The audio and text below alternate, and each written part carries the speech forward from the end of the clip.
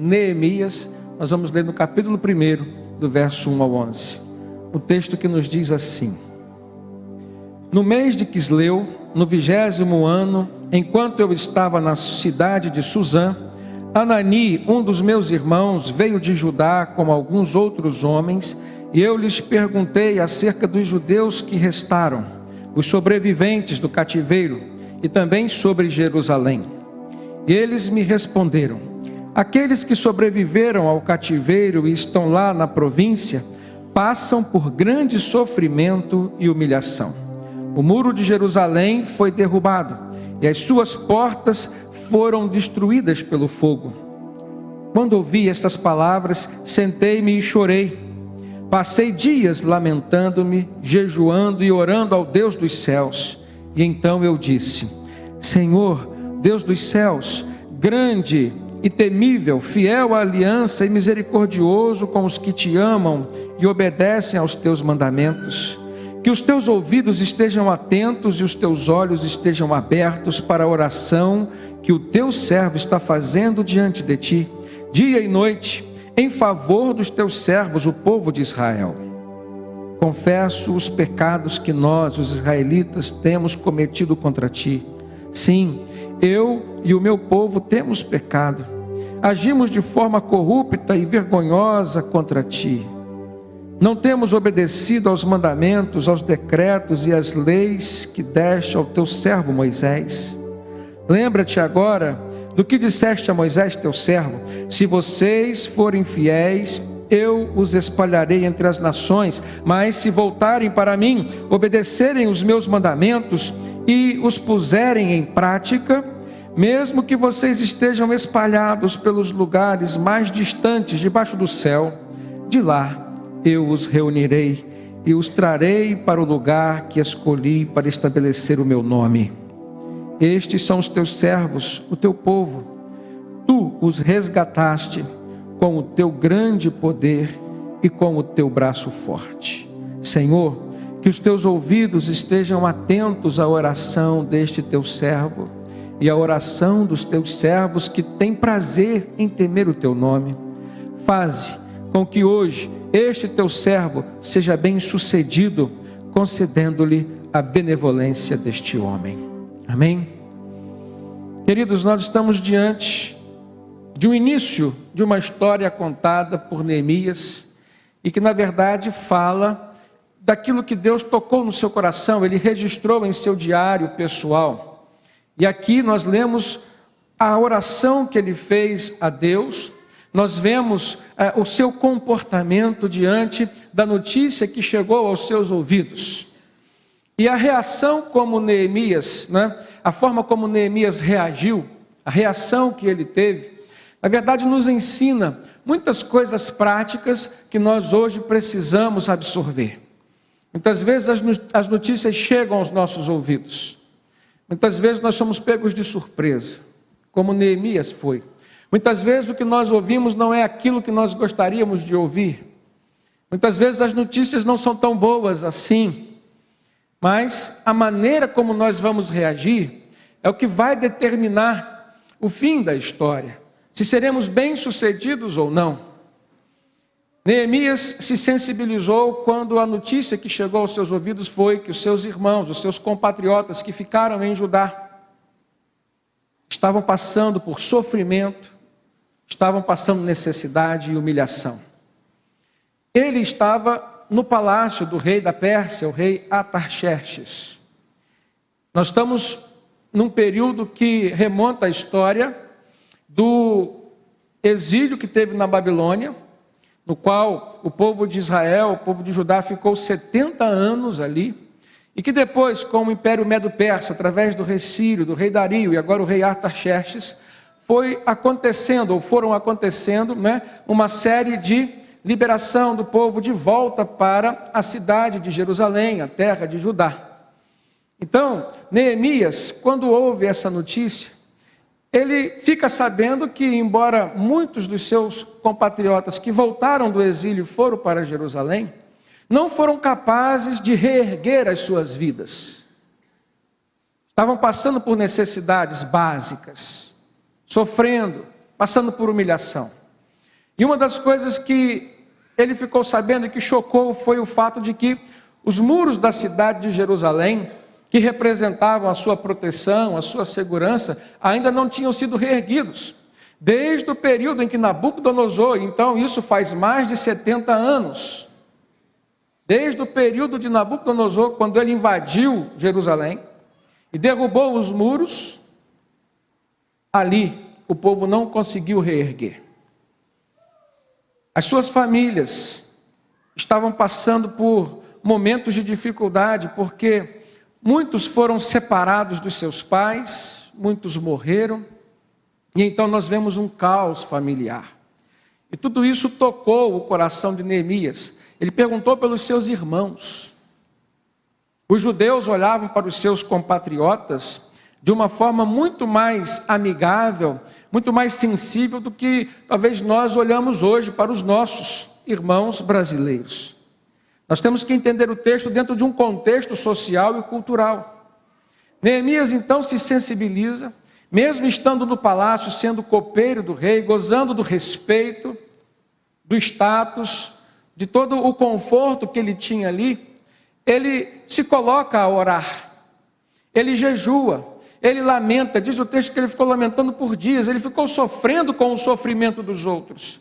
Ele chorou, isso significa que ele abriu o seu coração, ele rasgou a sua alma diante do Deus a quem ele servia, em quem ele confiava. Ele então começou a se colocar como um agente, um instrumento a ser usado por Deus. Só aí nós vemos duas atitudes que nós precisamos tomar hoje, quando nós muitas vezes nos deparamos com situações desconfortáveis, que demonstram determinados sofrimentos, humilhações, perdas na vida daqueles com quem nós nos relacionamos e amamos. E muitas vezes isso acontece dentro do seio familiar. Muitas vezes é dentro da nossa casa, é dentro da nossa família. Nós vemos pessoas que estão sofrendo. Nós encontramos às vezes no nosso caminhar pessoas que estão passando por necessidades. Então nós temos que ter atitudes como Neemias teve. Nós precisamos orar, nos compadecendo com a situação das pessoas. Nós precisamos jejuar, buscando uma comunhão maior com Deus, de maneira tal que a nossa fé possa agir a nosso favor, a favor daqueles por quem nós estamos intercedendo. Nós precisamos, como Neemias, queridos, nos colocar como instrumentos a serem usados por Deus. E isso demanda de nós uma coisa que Neemias teve, que nós precisamos ter também: desprendimento das coisas materiais, dos valores materiais dessa vida aqui. Ele começou a orar a Deus, pedindo uma direção do Senhor, e a direção que ele teve foi de pedir ao rei licença de tudo aquilo que ele estava fazendo, abrir mão daquele conforto no palácio e ir até Jerusalém, sem saber o que ele ia enfrentar. Uma coisa ele sabia: ele tinha muito serviço a fazer. E a oração que ele fez ao Senhor, pedindo que Deus lhe tocasse no coração do rei, seria uma confirmação da aprovação de Deus sobre aquele empreendimento que ele estava por fazer. É uma terceira lição que nós precisamos aprender. Nós temos que submeter a Deus os empreendimentos que nós estamos pensando fazer. Nós precisamos submeter a Deus os nossos sonhos pessoais, os nossos projetos. Nós precisamos submeter a Deus os nossos desejos, as nossas vontades, porque se não for de acordo com a vontade de Deus, não adianta sonhar, não adianta lutar. Uma das coisas que eu tenho aprendido nessa caminhada aqui, irmãos, é entrar por uma porta que Deus abriu, ou entrar somente pela porta que Deus abriu, e não forçar a porta que Deus fechou.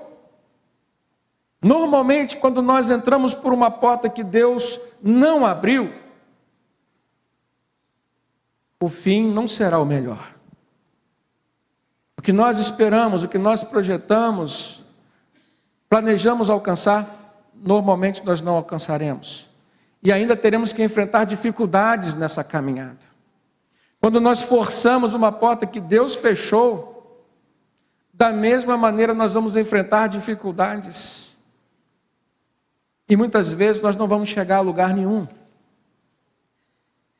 Neemias teve a confirmação de Deus com relação à aprovação daquilo que estava no seu coração, quando o rei Artaxerxes, além de ter liberado ele do seu trabalho, ainda lhe deu cartas para que ele pudesse encontrar facilidades, recursos materiais necessários para reerguer os muros de Jerusalém, restaurar a vida espiritual das pessoas que estavam ali, reorganizar a vida social delas.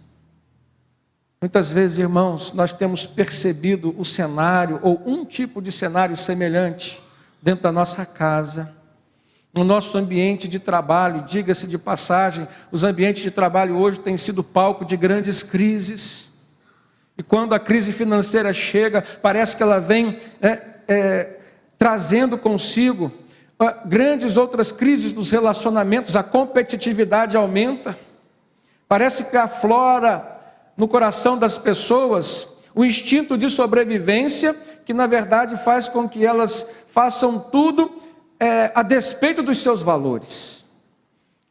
Quando a crise financeira chega, nós percebemos uma desconstrução de muitos valores que Deus construiu na nossa vida. Neemias enfrenta esse cenário.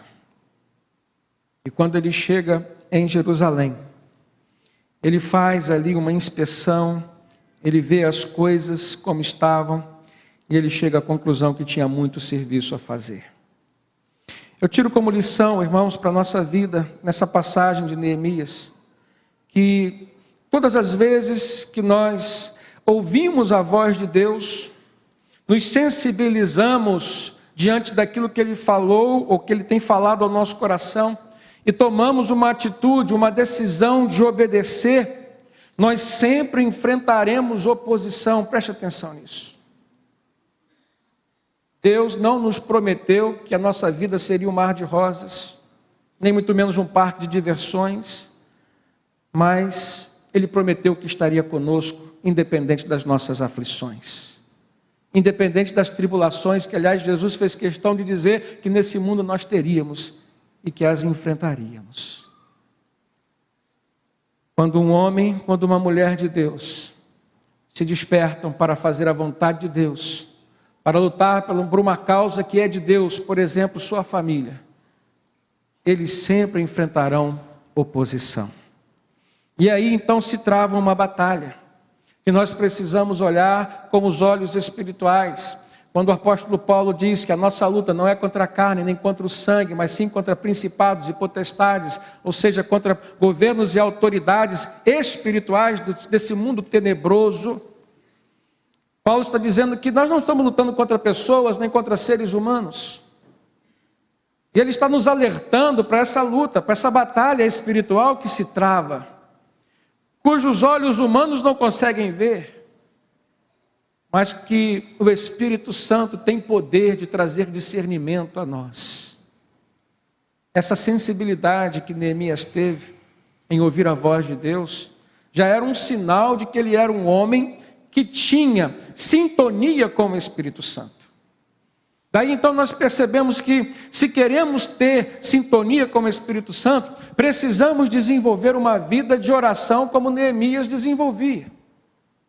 E não era uma vida de oração esporádica, era uma vida de oração constante. Ele orava continuamente ao Senhor, e além de orar, ele ainda jejuava.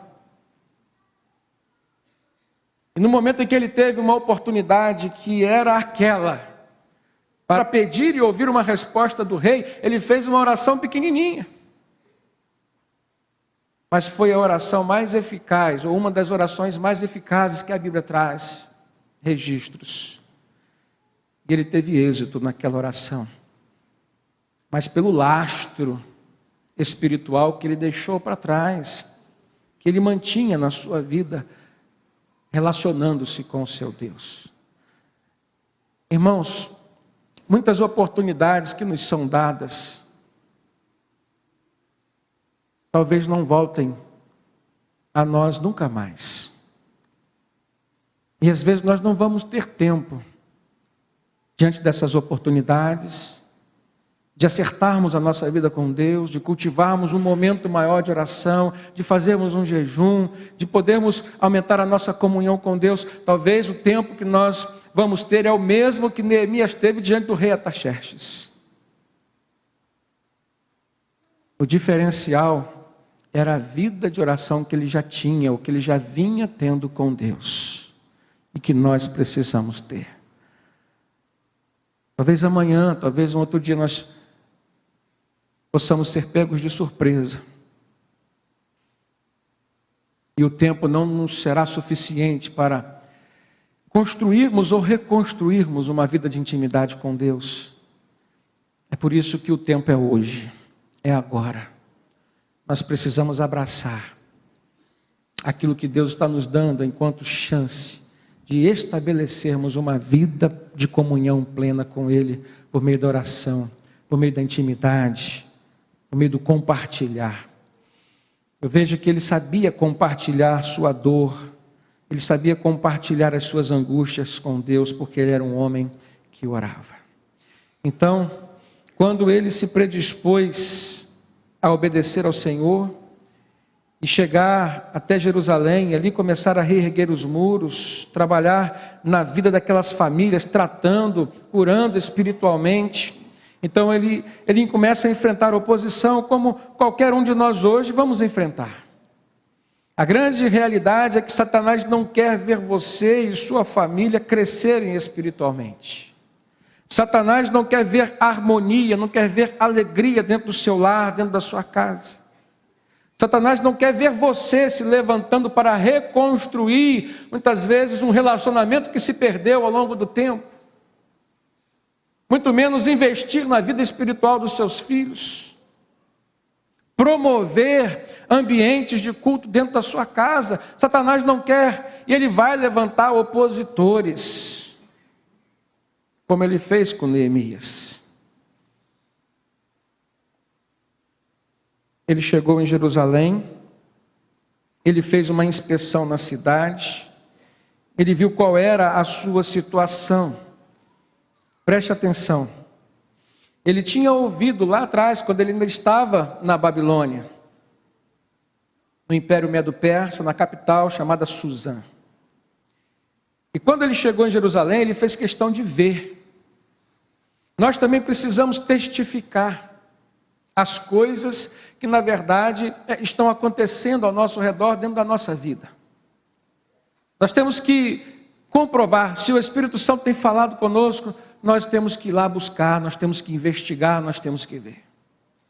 E quando a Bíblia fala acerca disso, ela está nos mostrando um caminho pelo qual nós podemos descobrir coisas que estão acontecendo no reino espiritual, cujos olhos humanos não veem.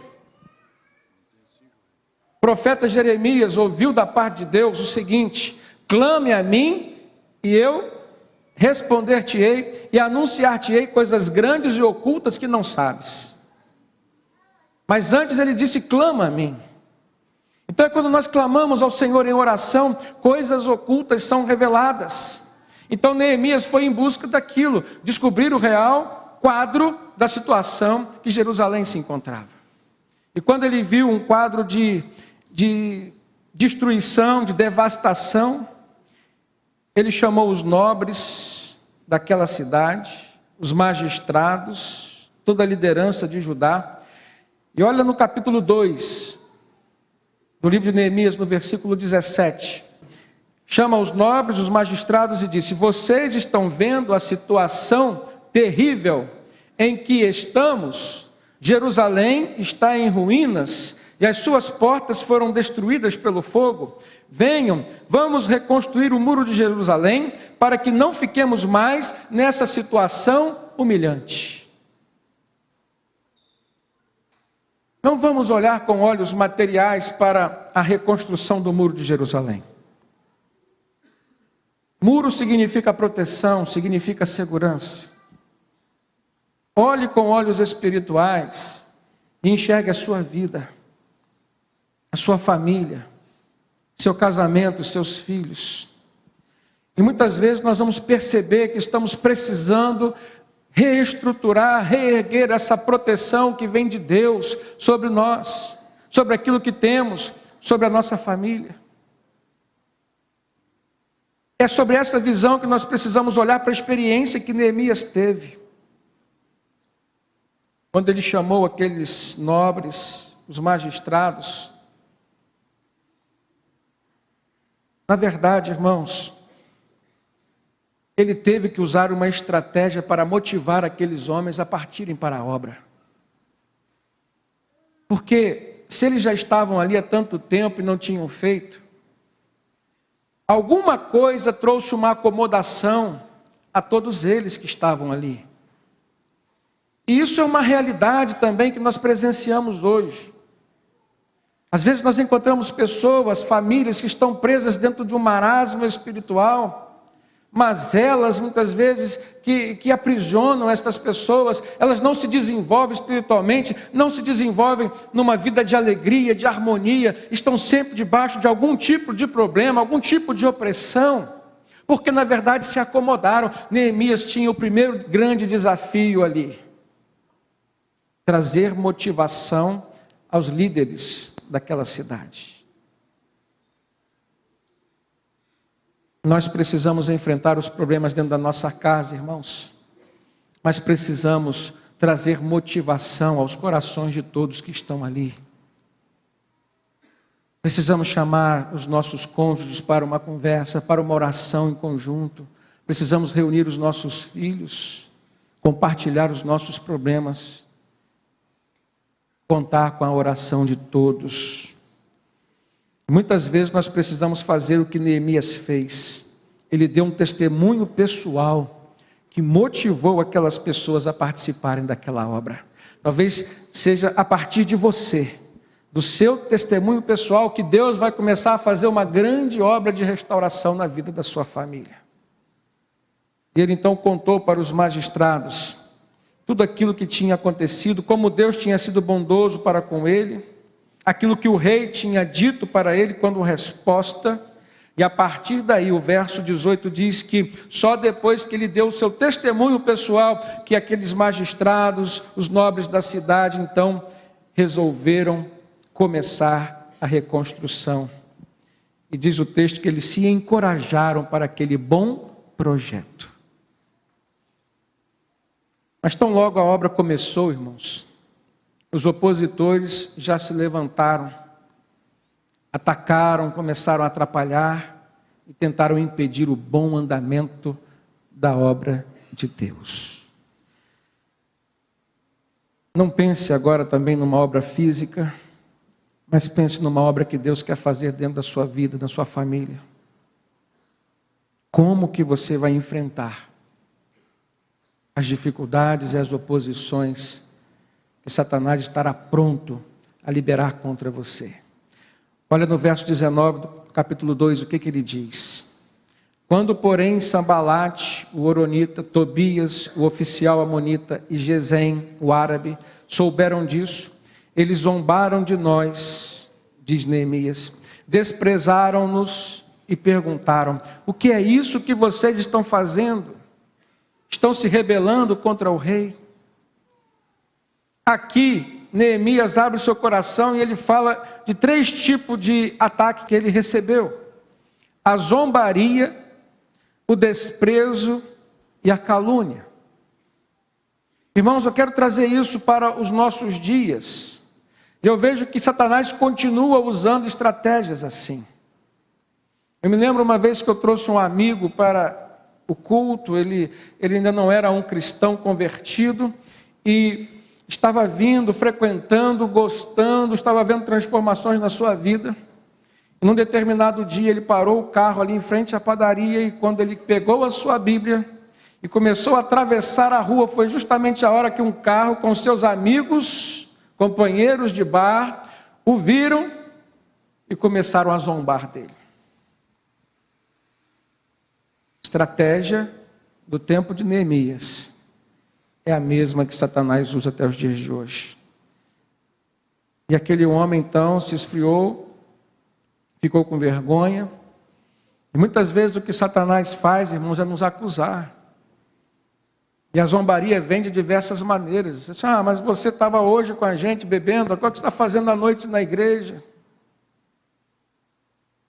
Não compreendem que a transformação é um processo, que parte de uma escolha pessoal e que a obra é Deus quem faz através do Espírito Santo e ela é gradativa na vida das pessoas.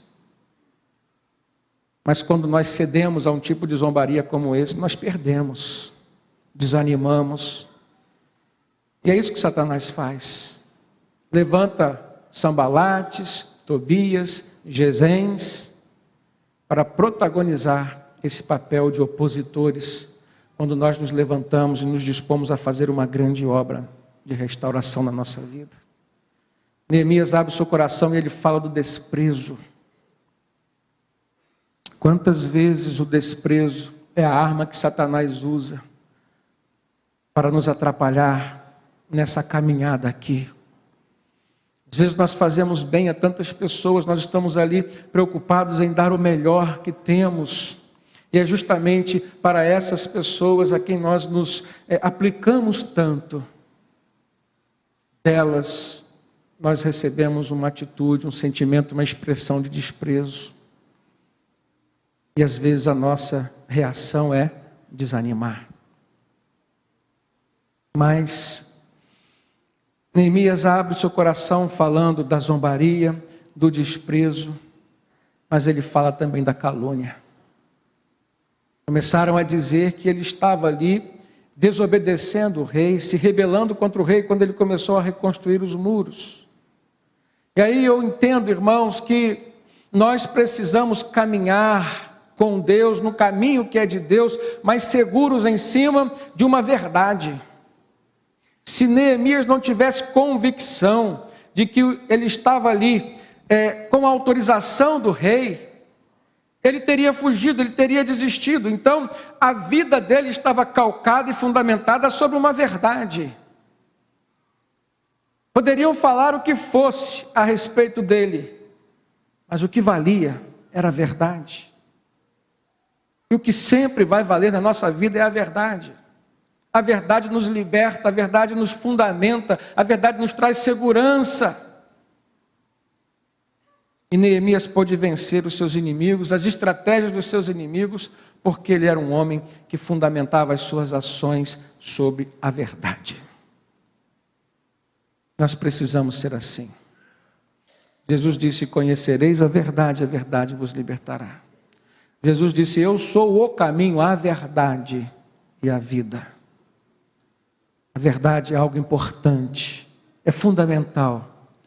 É isso que vai determinar a nossa vitória, irmãos. Neemias então contra-atacou naquele momento, colocando os seus inimigos no lugar deles e demonstrou a sua confiança no Deus a quem ele servia. Olha no verso 20, Neemias diz assim, eu lhes respondi, o Deus dos céus fará que sejamos bem-sucedidos. Em primeiro lugar, Neemias não está falando que era o rei que tinha autorizado. Neemias não está falando que era a sua capacidade pessoal, intelectual, de liderança. Neemias não está falando que era ele que ia conduzir o povo, e que nem muito menos era o povo que iria vencer. Neemias está falando que era o Deus dos céus que faria com que eles fossem bem-sucedidos. E Neemias se coloca aqui num papel, numa posição que nós precisamos nos colocar ainda hoje. Ele diz, nós os seus servos começaremos a reconstrução, mas no que lhes diz respeito, vocês não têm parte nem direito legal sobre Jerusalém, e em sua história não há nada de memorial que favoreça a vocês. Olha como Neemias estava seguro daquilo que Deus tinha colocado como propósito no seu coração, mas ele se colocou como servo de Deus. Ele não era o dono da obra, ele era o instrumento que Deus estava usando para fazer aquela obra. O grande erro que nós cometemos, depois de ouvirmos a Deus o que é certo, nos sensibilizarmos com aquilo que Deus está nos falando, o que também é certo, mas nós erramos quando nós queremos fazer sozinho a obra que é de Deus. Deus, Ele faz questão de participar conosco da obra que é dele. Nós não podemos tomar para nós, isso é usurpação. Nós não podemos usurpar aquilo que é de Deus.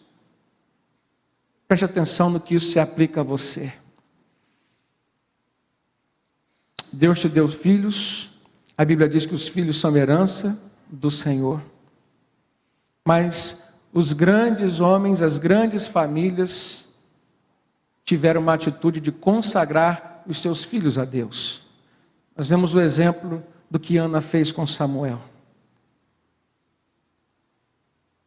Deus te deu uma família, cuide bem dela. E nessa luta por cuidar da sua família, você vai se deparar com as suas limitações pessoais. Em algum momento você vai ver: Deus, eu não tenho condição de cuidar sozinho da minha família, dos meus filhos. Então eu consagro-os ao Senhor. Deus te deu uma esposa, Deus te deu um marido, e você o ama, mas o coração do outro, o ditado já diz, é terra que ninguém pisa, ou que ninguém anda.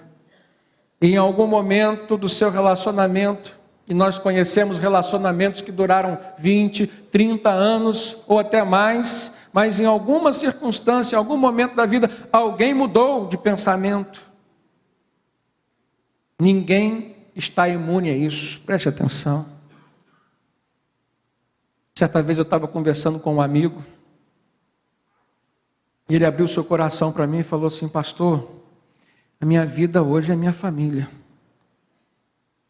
Tenho uma mulher que eu amo, tenho 2 filhos lindos, maravilhosos.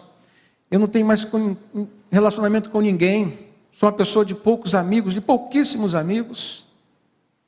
A família dela, da minha esposa, já quase acabou. Não tem mais quase ninguém. A minha família também é uma família muito complicada. Se um dia minha mulher resolver me trair, acabou para mim. Olha o pensamento daquele homem. Porque no fundo, todos nós sabemos que o coração do outro, a quem nós nos entregamos, é o coração do outro, não é nosso. E ele pode estar vulnerável, assim como o nosso, a todo tipo de sentimento, de interferência, de influência má e de decisões erradas, que poderão levar à falência familiar.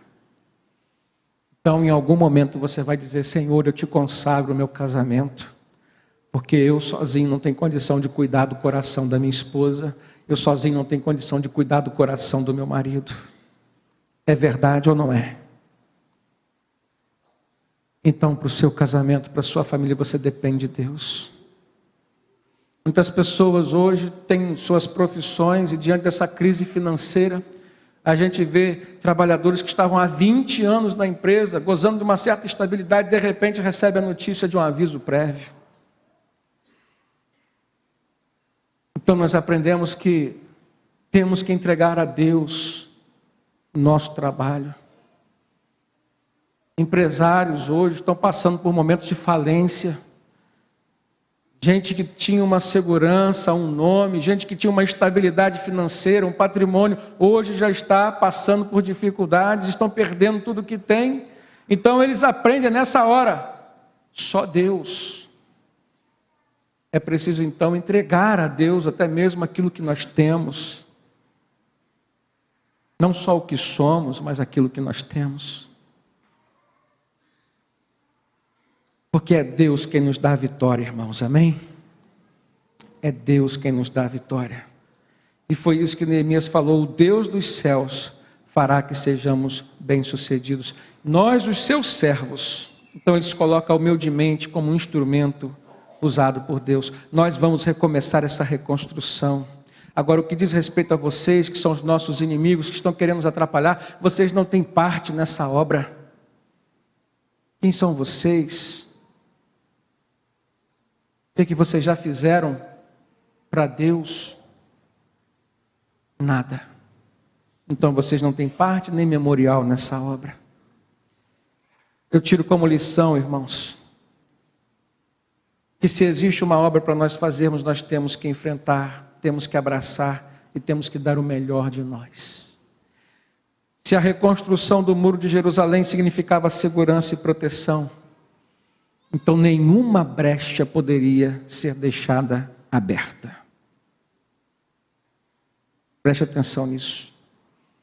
Não adiantaria eles repararem os muros, levantarem até o nível, a altura que era antes, se deixassem algumas brechas pelas quais os inimigos pudessem passar. Da mesma forma na nossa vida espiritual hoje. Eu vejo pessoas construindo uma casa linda para abrigar suas famílias, mas tem deixado lá um canal de internet aberto para a pornografia entrar, para outras coisas entrarem.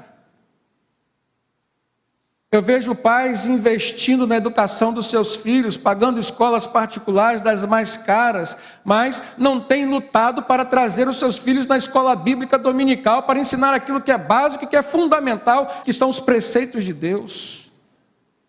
São brechas. Tem gente reconstruindo grandes muros, muros altos, mas tem deixado roturas nesses muros. Coisas simples não têm sido feitas. Por isso que Neemias fez uma inspeção.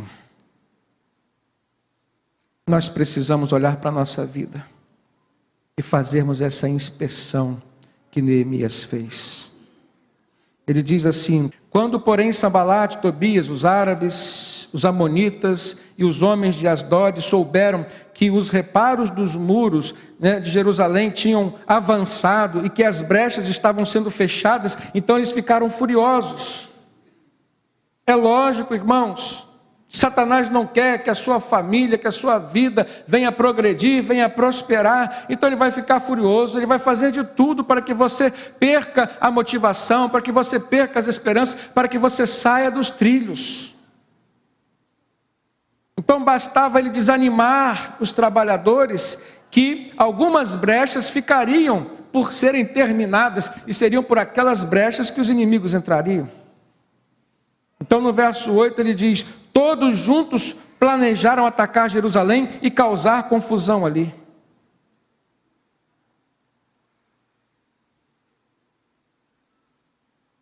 Quantas vezes você olhou para dentro da sua casa, da sua família, e percebeu um clima de confusão?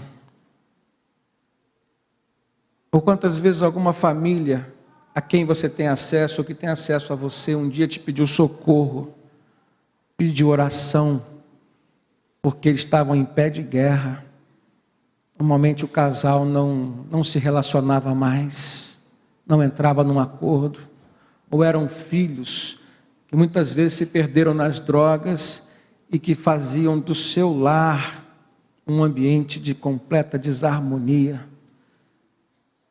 Quem conhece ou quem já viveu isso sabe, irmãos, o transtorno que a dependência química causa na vida familiar. Confusão, estratégia do maligno. Ele quer entrar, atacar e causar confusão. Entenda uma coisa, irmãos. Deus não nos prometeu o livramento de todos os ataques. Os ataques poderão acontecer, mas Ele prometeu estar conosco em todas as circunstâncias. Lá em Deuteronômio, no capítulo 31, no verso 8, diz assim: o Senhor, pois, é aquele que vai adiante de ti. Ele será contigo, não te deixará, nem te desamparará. Não temas, nem te espantes.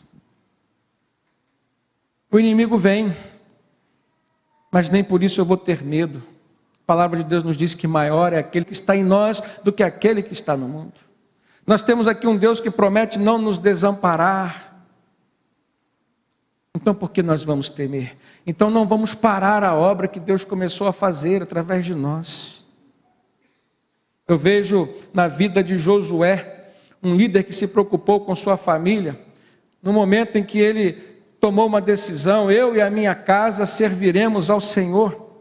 Mas teve um momento na vida de Josué, quando Deus o chamou para o seu ministério, Deus prometeu para ele: Josué, ninguém te poderá resistir todos os dias da tua vida. Como eu fui com Moisés, disse Deus para Josué, assim eu serei contigo, não te deixarei e nem te desampararei. Então saiba que se você está fazendo aquilo que é de Deus, o que é propósito de Deus para a sua vida, para a sua família, Deus não vai te desamparar. E isso é para que nós possamos nunca desistir do propósito maior de Deus para nós, irmãos. Agora, as ameaças vêm, as investidas vêm. O que nós precisamos saber é que o nosso Deus é muito maior do que tudo isso. Deus nos dá sinais, Deus nos avisa, e nós precisamos tomar atitude. Essa é a questão. O que você está disposto a fazer? Até onde você está disposto a ir para que a obra seja concluída dentro da sua vida, dentro do seu lar? Saiba que Deus está disposto a fazer por você até o impossível para que você seja um vencedor. Portanto, ele diz, nada nos separará do amor de Deus que está em Cristo Jesus. Por isso que o apóstolo Paulo diz que tudo ele pode naquele que o fortalece, que é Cristo Jesus. É nesse sentido que nós podemos olhar para as dificuldades, não nos desanimar e lutar até o final, com a certeza de que Deus nos fará vencedores. Amém?